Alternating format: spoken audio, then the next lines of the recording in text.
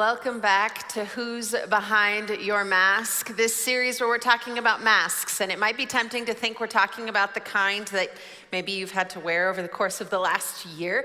But the truth is, what we're talking about are the masks that we've been wearing for longer than the last year. The masks that we've created over the course of decades to kind of hide parts of ourselves and to present in a way that feels appropriate in the world. And so we want to invite you to join in on this conversation and get ready to get a little honest. Last week, if you didn't catch it, you're gonna wanna make sure to go back and watch, but we talked about the layers of self-identity that we create, the things we put in front of us so that nobody actually has access to the parts of us we don't even want to acknowledge. And we talked about how important it is to give access to God to those parts of your life. This week, we're going to talk about what it looks like to give that also to the people around us. How do we invite people in to the parts of us that we are struggling with? And so it's going to be a great conversation. Before we jump too far, we want to make sure you know throughout this month, we are reading through the book of Proverbs. If you didn't know, Proverbs has 31 chapters and there's 31 days in August. So it's a perfect opportunity to just pick a chapter a day. In fact, you could just start with today. I think today's the 8th. Right? And so just start on chapter 8. If you want to follow along in the reading guide, you can find out more at ehills.org/weekend. But super grateful to just continue into this conversation. I want to just start by going to God because he's going to do some incredible things in us today. Will you pray with me? God, thank you.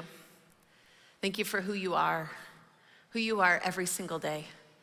You are constant and you are good and you are powerful and you are strong.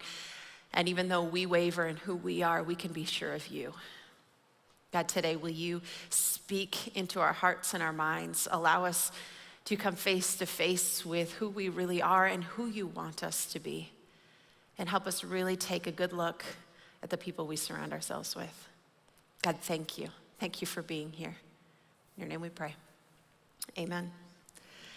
So about a decade ago, I worked at a church in Anaheim, California. And Anaheim, California is known for one thing, Disneyland, right? And so as a youth pastor, I decided one year I was going to get the infamous Disney pass. Now, before you think I'm too fancy or just, rolling in the dough or something, let's just be very clear. It was $20 a month back in the day for a SoCal pass.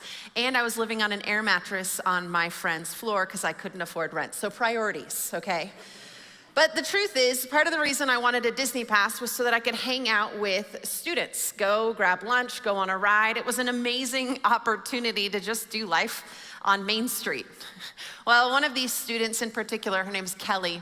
Kelly had a season pass that she could remember since she was a young kid. And by the time I got my pass, she was about 16 years old. And so she made it her mission to go to Disneyland literally every other day. She would just drive after school from Huntington Beach down to Anaheim, and she'd go for an hour, 3 hours, 5 hours, and she'd just hang out at Disneyland. But she didn't just hang out at Disneyland. She decided she was going to join in this experiment. What she did was she found a fanny pack. Now, fanny packs are awesome. Maybe a weird thing to have 10 years ago. So she found a fanny pack and she put on a fake British accent and she walked into Disneyland as if that was her.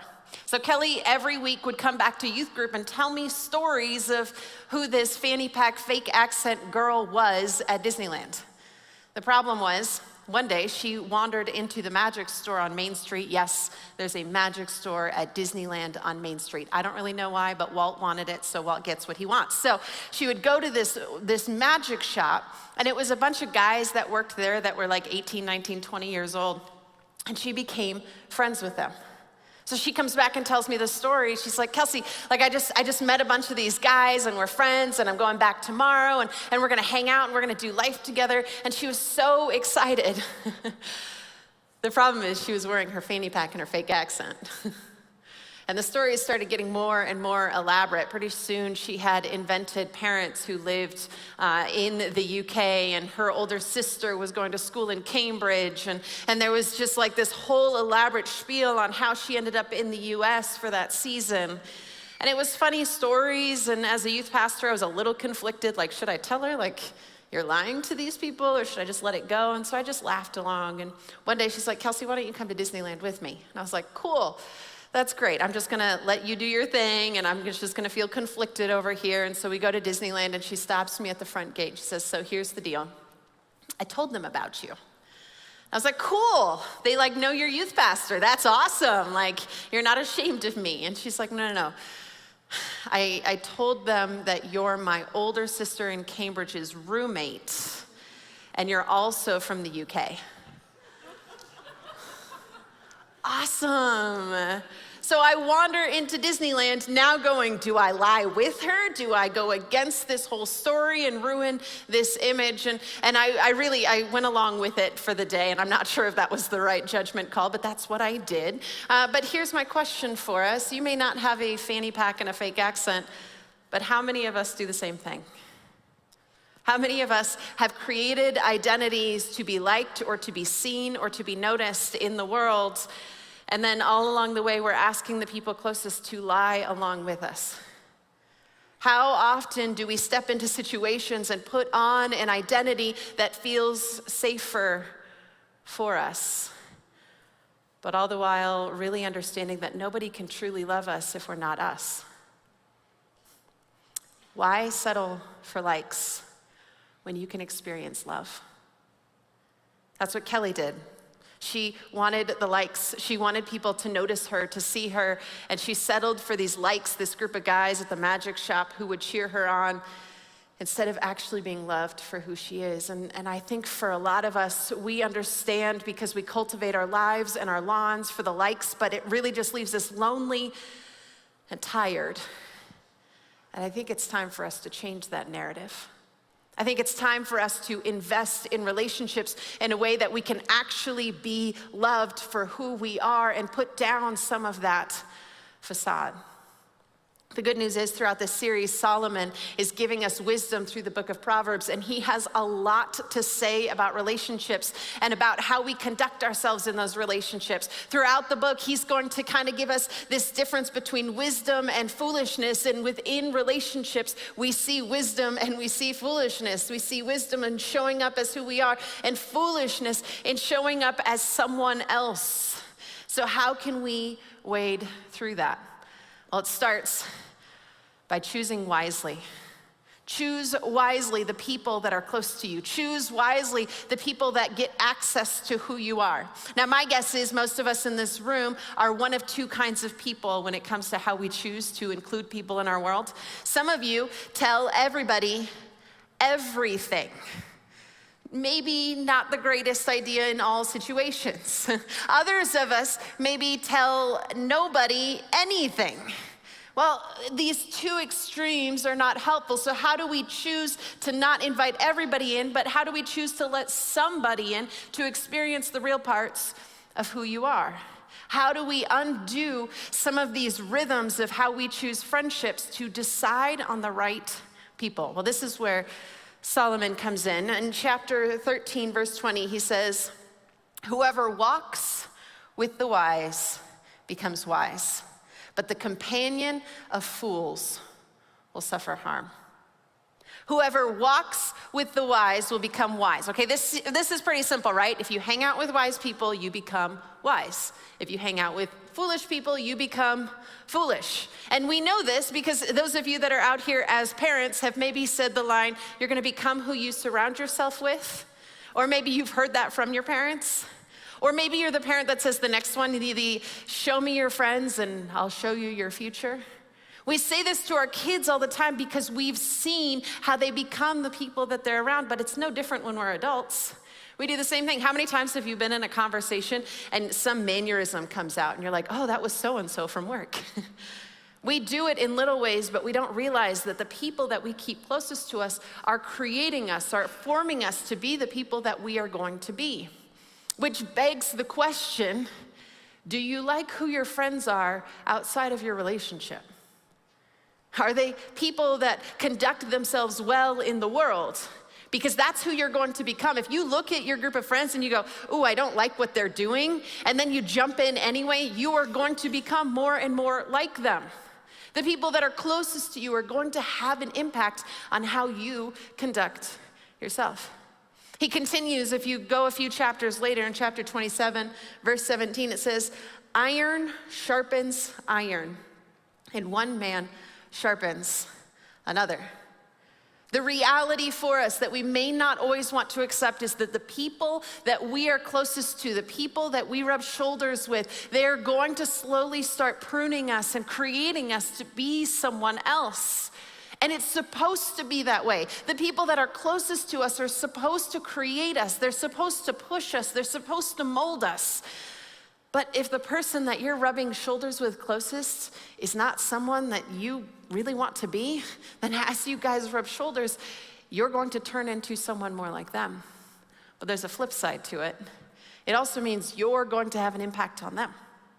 You are also going to give back into their lives. You're going to sharpen them to be more like you. Are you okay with that too? When we choose wisely, we have to think about the people that we're going to do life with, the people that we give access to the closest parts of us. When you allow the closest parts of you and the closest parts of them to come together, will it produce something good? Choose wisely those who you are going to allow access to your hearts. Just think about your friends for a moment. Do you like them? Do you like them outside of when you're hanging out together? Do you trust them? Do you trust that they care about you, not just what you do? Take an assessment of the people that are closest to you, because my guess is there have been seasons of our life where we have given access to people that shouldn't have access. For me, I think about my freshman year of college. You know, up until post-high school years, you become friends with whoever's close to you, right? You're in class with them, or you're in a sport team with them, or you're at youth group with them, and those become your closest friends, the people you do life with. You don't really have to think about it, it just happens. Then after high school, you get booted into the real world and you have to figure out how to make friends. No one actually teaches you how to make friends in the real world. And so I get to college, and the only thing I know to do is just find whoever's closest to you. So I did that. I found my roommate, and she's amazing. She's doing some incredible work in Anaheim. Like, I'm just in awe of who she is. And we became best friends for a season. Well, we did then the same thing. We needed more friends. So we found the people that were closest to us in proximity and became best friends with the people across the hall. Well, they're great people, and I love them, and I care about them, but who they were was not who I wanted to become. And it didn't take long for me to figure that out. Every other night or so, we'd go to this coffee shop just down the street at like midnight, because that's what I did in college. I drank coffee at midnight. Some of those habits haven't completely left me. And so we'd go to this coffee shop, and it would take minutes for them to start looking down their nose at the people around them and to just bash whoever didn't come with us that night. In fact, to this day, I feel weird about ordering hot chocolate, and I love hot chocolate. It's a secret about me. Okay, now you know. But I feel bad about it because I ordered it once at this coffee shop because I didn't want coffee at midnight. And they were like, "You got a kid's drink?" And to this day, I can hear the tone in their voice. And I began to realize over the course of the year, I was that way. I was becoming more and more judgmental, and I was thinking that I was better than other people, and I started to recognize, like, I know that they're talking about people with me there, so I guarantee they're talking about me when I'm not there. I don't want to be a part of that. The paranoia, the frustration, me becoming someone that I was never meant to be. And so I had a decision to make. I could either keep going in hopes that things would change, or I could make a change. So I almost didn't even want to come back my sophomore year because of all of the stuff going on with this group of friends, but I did. And as I came back my sophomore year, I moved them out a couple layers. Instead of giving them access to the inner parts of me, I said, "You fit out here, and that's okay, and I love you, and I care about you, and you still get some pieces of me, but I'm not going to give you access to all pieces of me. And I'm gonna make room for people who are good for me to step into that space." And I began to choose wisely who got inner access to the layers of my life. Maybe it's time for a change in your life. Don't wait.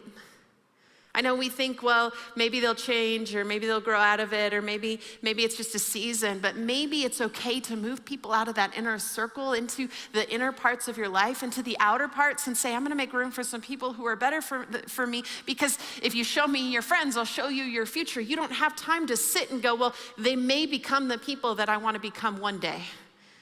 It is okay to move people out of the inner circle and move other people in. Because why settle for likes when you can experience love?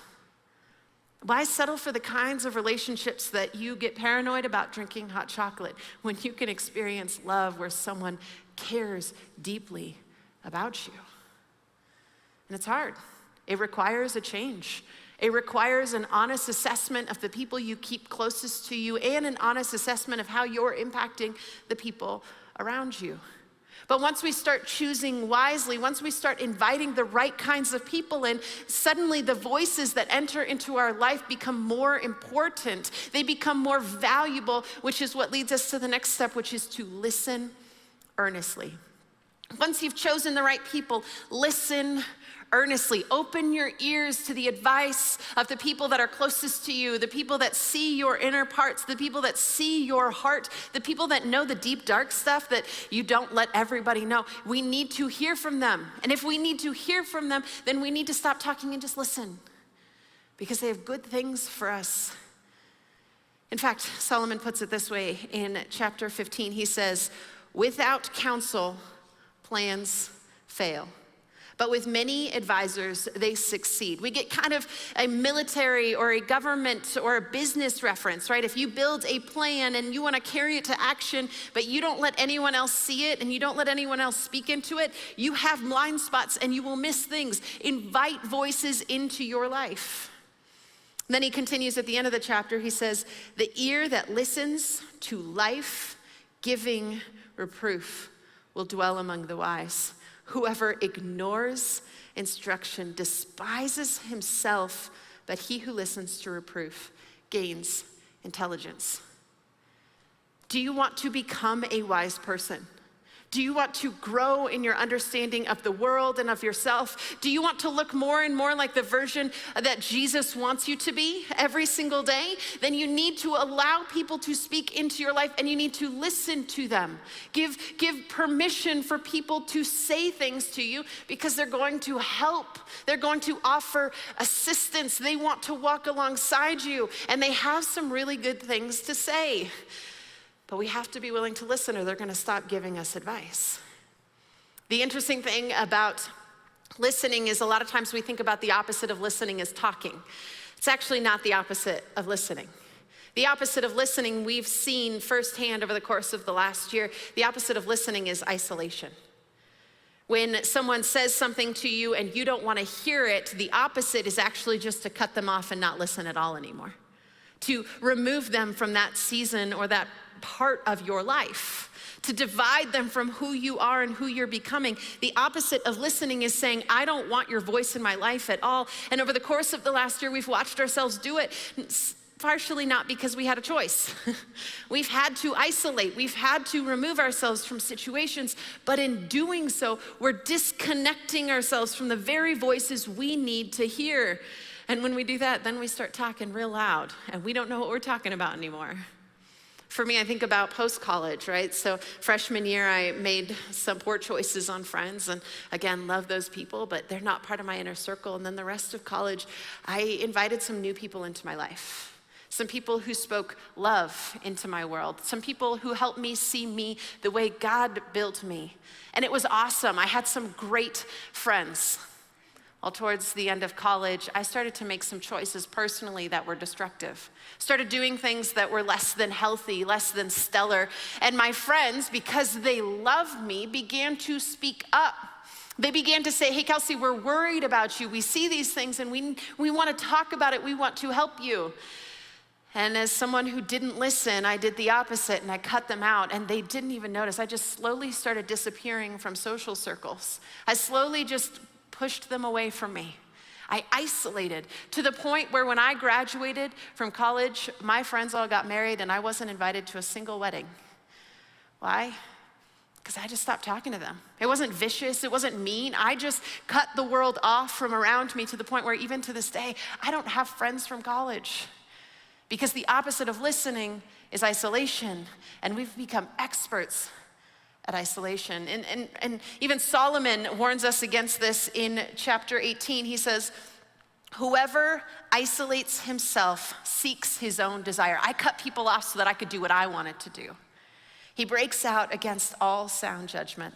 A fool takes no pleasure in understanding, but only in expressing his opinion. Does that feel like the last year and a half of our world? We've isolated and created gaps between us and the people around us. And not only have we isolated from people that are different than us, but we've begun to insulate with the people who sound and act just like us. And we have become picky and choosy about who we allow into our inner circle, but in an unhealthy way. And the only advice we're hearing are those who go along with what we already thought or felt. Isn't that what your social media pages look like right now? A bunch of yelling of insulated people who have isolated from the very voices that they need to hear, and we need to learn to listen. In fact, when we isolate and when we insulate with only certain kinds of people, we become more chaotic and foolish. Is that our world right now? Does it feel more chaotic and foolish than it's felt in a very long time? Then we have to make a change. We have to open our ears. We have to listen to one another. We have to allow people access to the inner parts of us that don't just think and act like us, because then they're just recreating the same system you're already in, and those blind spots are just gonna continue. We need to open our ears to hear the words that maybe we've been pushing out for so long. And it's gonna require a little bit of us to re-engage in relationships. We have to listen. And it's hard, especially when it feels good when all the people around us like all of our posts because they all agree with us. It feels good when everybody sounds and acts like us because then they like you and you feel like you fit in. But why settle for likes when you can experience love, real love, challenging love, difficult love? Are you ready to listen? As you start listening, you're going to discover the next step is not so easy. As we allow people's voices to enter into our world, we're going to experience some growing pains. And that's part of how this happens, right? The next step is to invite honesty into our life. If we're listening well, then we're actively saying, hey, I need to hear from you because I think I have a blind spot in this area of my life. Hey, I need you to speak into my life. Hey, I need you to enter into deeper layers of my world. And we begin to invite people closer to who we are. But I'm not going to lie to you, when we do that, we put ourselves at risk because love is risky. As we open up who we are, we're giving people access to the parts of us that they could destroy. And we know this because part of the reason we're closed off now is because of wounds we've experienced in our past. And it is risky. But Solomon is going to prove this point that as we experience some of that pain, as we see this, pain is part of the process. And so we need to have people there. We need to have people so close that it hurts sometimes. And yes, it means sometimes people are gonna fail you. People are going to miss your expectations. Yes, you're going to fail them and miss their expectations, but we have to invite that honesty in, that openness, that vulnerability. In fact, it says it this way in Proverbs 27, verse 5, it says, better is open rebuke than hidden love. Better is it for someone to look you in the face and say, what are you doing? Than for someone to love you from afar and never tell you. Faithful are the wounds of a friend. Profuse are the kisses of an enemy. Let me just read that again. This is big. Faithful are the wounds of a friend. Profuse are the kisses of an enemy. Faithful are the wounds of a friend. Faithful are those who are close enough to you that they can hurt you. Faithful are the words of those who love you enough that they're so close that sometimes there's some pain that comes with it. In fact, the word wound throughout the book of Proverbs is used kind of as this dual meaning. On one hand, these wounds are when someone speaks up and says, hey, I see that behavior you're doing and it's not so good and I love you enough to call you out for it. And it hurts a little. It stings. We just got called out. And that's important. That discipleship, that discipline is important to allow someone close enough that they're able to invite that honesty and that truth. But on the other hand of wound, it means you just got hurt. When we allow people that close, they can say and do things that hurt more than what most people can do. But to Solomon, he says, it is better for you to have people so close that it hurts. It means you've allowed people to have access to you. And you should celebrate that even when it hurts. Because the kisses of an enemy mean nothing. The likes on social media, the fluff that people give you, the false praise, the I have my own agenda attached to this kind of compliments that they're giving you, those mean nothing and they do nothing for you. It is better for you to give access to the deeper layers of who you are, even if it hurts. We need people in that space. You know, Kelly, at some point, you knew that something was gonna happen, right? She had these friends at the magic shop and with her fanny pack and fake accent, for a long time, she just kept going back and the story just kept getting bigger and bigger and bigger. And you knew, like I was just watching this train wreck happen. She was either going to have to just cut them off or she was going to have to directly address and be like, so this is what's really happening, and invite some honesty into her life. Well, she opted to kind of just ghost the situation and just disappear from this group, which probably was the right decision at this stage in her life. But she learned a valuable lesson that day, which was it is way more beneficial to have people so close they see you, because then they can actually love you. Those guys were never going to be able to give her the kind of love she desperately needed. The cool thing was, a year and a half later, I'm sitting at her graduation, surrounded by her closest friends and her small group from church, and her cheer section was loud and excited and bold, and when her name got called, we all leapt for joy. But what really came to fruition for her was every single person that was sitting in that stands knew her. They knew that her mom had been sick since the day she was born and hadn't gotten out of bed in years. They knew that her dad was working so hard to just take care of the family that he was emotionally unavailable to her, and that was hard for her. We all knew that she was an only child and she so desperately just wanted to be loved by a sibling and have someone to hang out with. We knew that on her worst of days, she was a little selfish. She wanted it her way. We knew every facet of who she was, and at her cheering moment, she knew that every voice that was raised loved her for who she was. When we stop pretending, when we stop putting on the fanny pack and the fake accent, when we start actually being who we are, then people have an opportunity to truly love us. But it means we have to invite that honesty into our life. It means we have to be real about where we are. And it's hard, and it means people see things we don't want to see, and it means we're going to get hurt sometimes, but it's worth it. And the cool thing for her is it wasn't too late. I think at some points we think it's too late for me to have that kind of friendship, or I've been too hurt in the past. It's not too late. You can have that.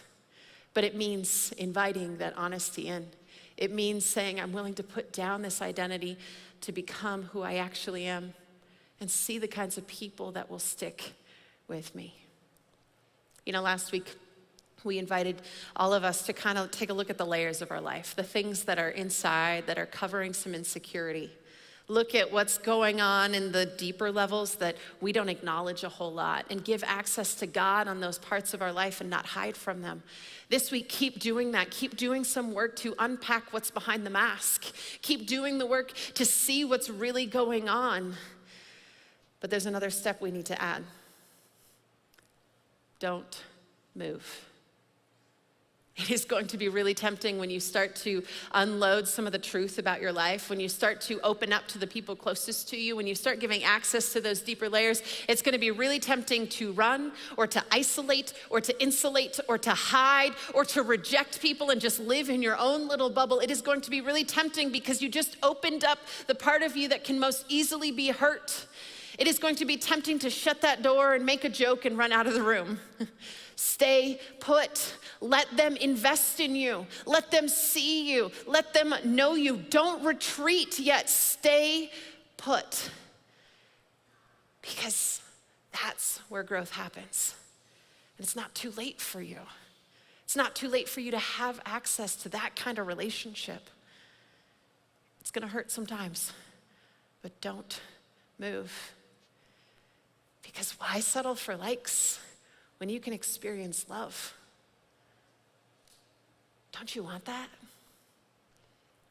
For me, I moved here 3 years ago, and I'm not super great at this whole relationship thing. I've kind of just cut people off and moved to the next season of my life a couple times now, and just kind of dropped people the moment that they get too close. Well, 3 years ago when I moved here, I made a decision that I was going to stay put. I was going to stay put in my relationships, and I was going to give access to my heart to some people that I trusted, that I was choosing wisely who could enter into that space. And while I'm not perfect at it, and I have a long way to go, and it's going to be a lifetime of learning how to let myself be loved, I've also seen myself grow because it's not too late for me. In fact, over the course of the last month, I can pinpoint moments that I go, wow, I have grown. One of them, about a month ago, I was sitting in the office across from one of my friends, and he was talking, we were talking about ministry and life, and he says, Kelsey, I need to be honest with you. And he starts pointing out these areas of my life that I needed to work on, some areas of my life that were impacting me and the people around me. And I stayed put, and I listened, and I took it in. And it was hard, but it was good for me, and I see it now.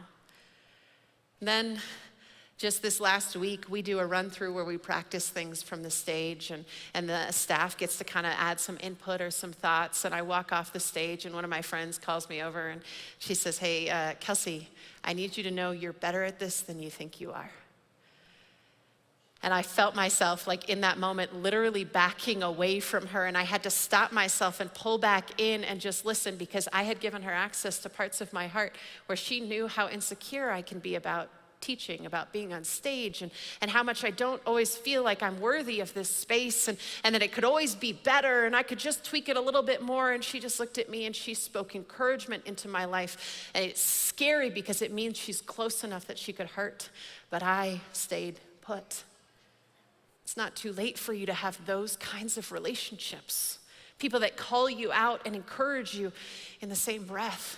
People that love you because they know you and they have access to the inner parts of you. In fact, that's what Jesus came to bring, is those kinds of relationships, those kinds of connections. Jesus lived for years with some best friends, and he showed us what it looks like to do life with people. And then as he's getting ready to go and die on a cross for us, he turns to his closest friends and he gives them advice. Some of his last words in John 15, he said, "This is my commandment, that you love one another as I have loved you. Greater love has no one than this, that someone lay down his life for his friends." Jesus came onto the scene to say love. Love truly. Be seen and love in a way that you're willing to fight for one another, that you're willing to die for one another. Jesus came to die for us as friends so that we can join alongside of one another and step into something beautiful and amazing together. In fact, that's one of the hopes here at Eastern Hills, is that we can join arms and become the kind of community that lives out this kind of love that Jesus sacrificed everything for. In fact, if you're like, I want that kind of community, I just need to know where to find some of those people. If you go to ehills.org/weekend, you can click the weekend resources button, and there's a section in there that talks about places you can connect to people. Men's groups, women's groups, teenage groups, whatever it is, join one. and start to slowly let some trusted, wise counsel into your life, because this can be the kind of place that has that kind of love where you can be seen and known and loved truly for who you are, and you don't have to wear that mask that you've become an expert at wearing over the last decade. Find the meaningful community here where people see you at your worst and they won't leave you. People will see you at your brokenness and they will still want you. Where people will see your insecurities that you don't even acknowledge and they will still choose you. And the fun part, where you will see people in their mess and you'll still fight for them too. That's what Jesus came to bring. The kind of community that takes care of one another and sees one another and fights for one another. But it means we need to remove some of these layers and allow people to start having access. We gotta have access to the honesty, to the vulnerability. We need to be ready to listen and come alongside one another and cheer each other on, knowing every part of one another. And it's not too late for you. You can still have that today, and it's a risk. But that's what Jesus came to bring for you. Are you ready? Let me pray for us. God, thank you. Thank you that you didn't ask us to do life alone, that you didn't ask us to just kind of tough it out, but instead you surrounded us with people who, while it's scary, can love us as us. Love us at our best and love us at our worst. God, thank you for surrounding us with the kinds of people who can carry some of the burdens with us. God, will you help us find the right people? Will you help us become the right people for others? And will you help us take the risk to let people in, even when it hurts, even when it's scary, and even when it's easier to hide? God, thank you. Thank you for building us into community. In your name we pray. Amen.